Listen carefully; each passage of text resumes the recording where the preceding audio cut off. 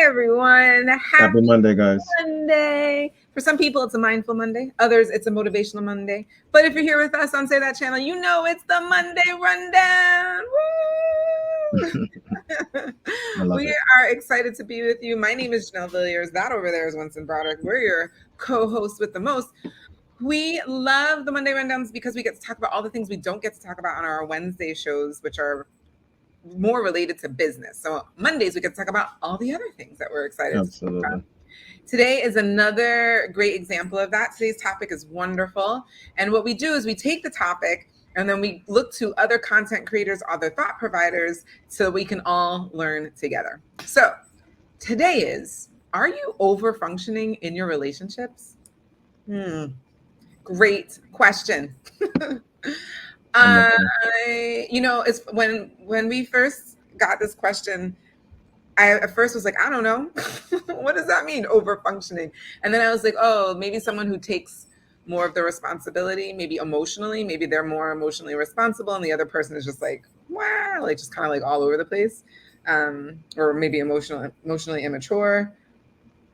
That's what I was thinking. I landed on with the what could over functioning be, and I think it's possible that one person can be, and that could become tiring, right? Like you just feel like you're always doing a lot, and the other person maybe isn't contributing as much. And I can imagine it could get tiring. So, are you is number one question? Yeah, like maybe are you taking responsibility for keeping the relationship together, for when there's conflict, for creating resolutions to the conflict. Like if you're the one always making those efforts, you might be getting a little bit tired of doing that, and maybe it's a conversation worth having with your partner about that and seeing if you can't try to share some of that load together. But if you're not even telling them how you feel, then that a sign of you over functioning? Maybe you aren't functioning as well as you thought. That's a good point. I actually didn't think emotionally, but I guess it would encompass that as well. I thought just somebody who did more in the relationship, whether it's, I think gender roles are still a thing, and so if let's say one party is having to work and come home and cook and go out, and if you have kids, or even if you don't have kids, if there's other outside responsibilities, and one person's kind of being the one that's having to do a lot of that. I know something Jeannie points out to me is even in things like activities or planning activities, if she feels at times that she often has to be the one that kind of initiate or suggests outings or certain things, and so one party can feel like in some area of the relationship they are the initiator of that. But just the word over functioning makes me think there's a task at hand, and it's okay, but you're doing more than the recommended amount of tasks that are necessary to keep a relationship going. So maybe one function is maybe the more emotionally sound person, and then another part could be the more fun going party or person, and you're having to maybe be that person as well. And then maybe you're also having to manage the books. And like I said, there's a banker for relationships. I think all relationships should have a banker, but maybe you're having to do too many of those things, and so that might be, in addition to what you brought up, exhausting for somebody to have to do all those different things.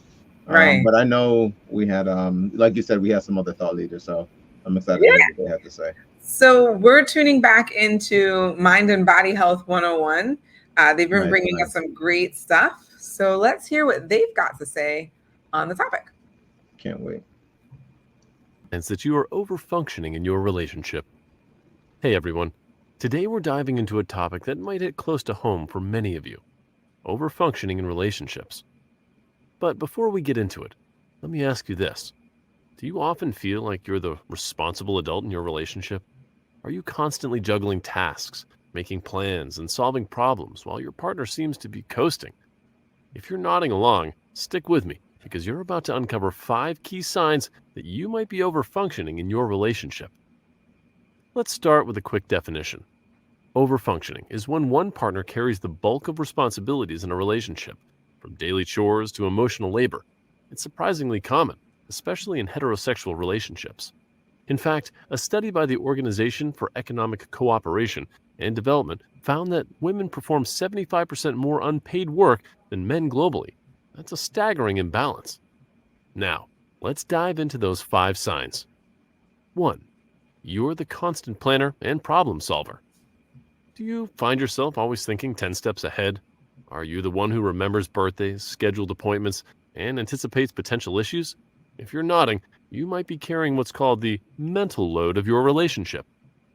The mental load refers to the invisible cognitive labor involved in managing a household and relationship. It's the constant mental to-do list that never seems to end. In 2019, a survey by Mindshare Partners found that 86% of respondents believe that the mental load in their relationship was unequally distributed. Ask yourself, when was the last time your partner took initiative in planning something without your prompting? If you can't remember, it might be time to have a conversation about sharing this invisible workload. 2. Resentment has become your constant companion. Feeling resentful towards your partner more often than not? That's a major red flag. Resentment often builds when you're doing too much and our boundaries are being crossed. It's like slow-acting poison in your relationship. In a study published by the Journal of Social and Personal Relationships, researchers found that resentment was one of the top predictors of relationship dissatisfaction and eventual breakup. The study showed that couples who reported high levels of resentment were 2.5 times more likely to separate within 2 years. Think about it. How often do you find yourself thinking, why do I have to do everything around here? Or, why can't they just step up? If these thoughts are frequent, you're likely dealing with resentment from overfunctioning. 3. Your irritability levels are off the charts. Are you snapping at your partner over seemingly small things? Do you find yourself more irritable than usual? This could be a sign that you're overwhelmed with responsibilities. The American Psychological Association's Stress in America survey found that 36% of people cite relationship issues as a significant source of stress. When you're overfunctioning, this stress can manifest as increased irritability. Consider this. In the past week, how many times have you felt annoyed or angry at your partner over minor issues? If it's happening frequently, it might be time to examine the underlying cause. 4. Your needs have taken a permanent backseat. When was the last time you prioritized your own needs or wants? Overfunctioners often focus so much on their partner's needs that they neglect their own. It's a classic, you can't pour from an empty cup scenario.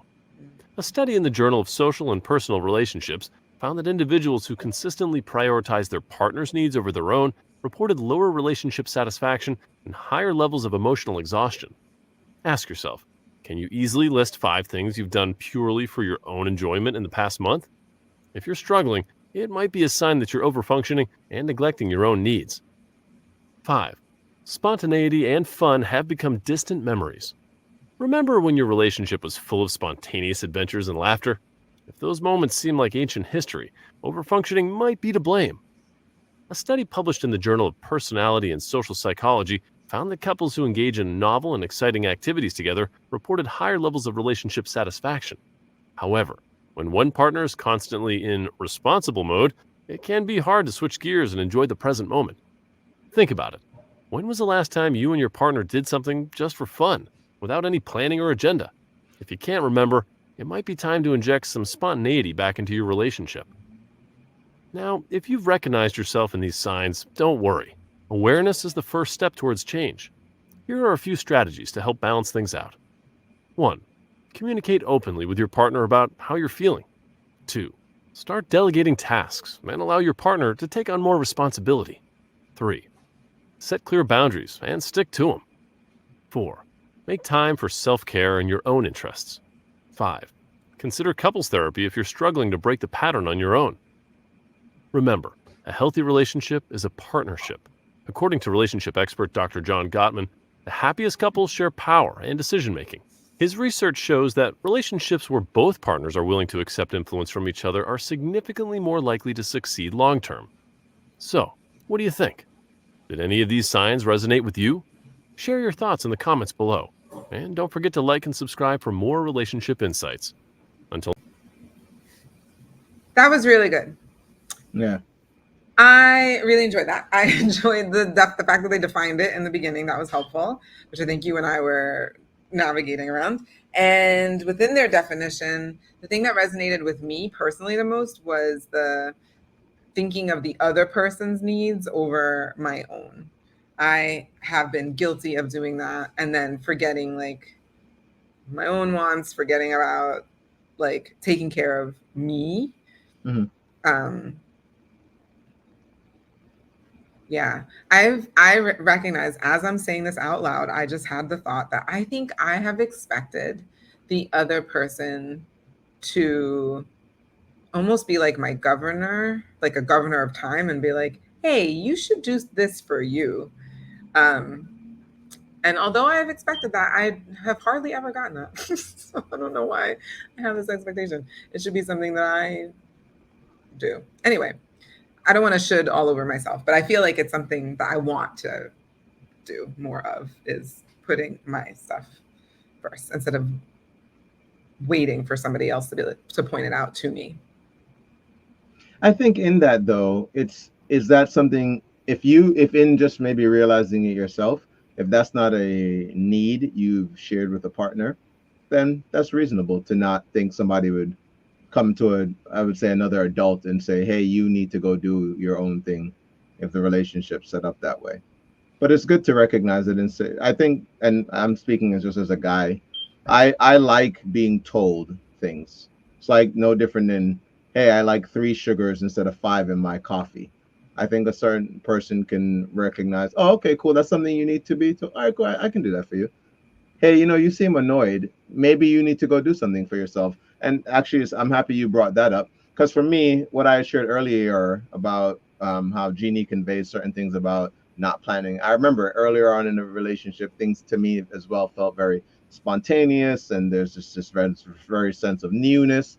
And then, and maybe I don't want to say like all relationships, but you can get into routines or certain structures, and in doing so let some of what they talked about go. And it's interesting because some of the maybe irritability that I think I may manifest in her comes from what they were describing. Again, just a sense of not articulating certain things because I know there are reasons that I don't jump and do some of the things that I used to do, whether it be my financial thoughts on things now as opposed to how I was, and just the different things like that. But I like that they talked about the communication part. I like that they gave even an option about, if you've gotten to a certain stage, maybe therapy may be the route to go. If you guys find yourself there.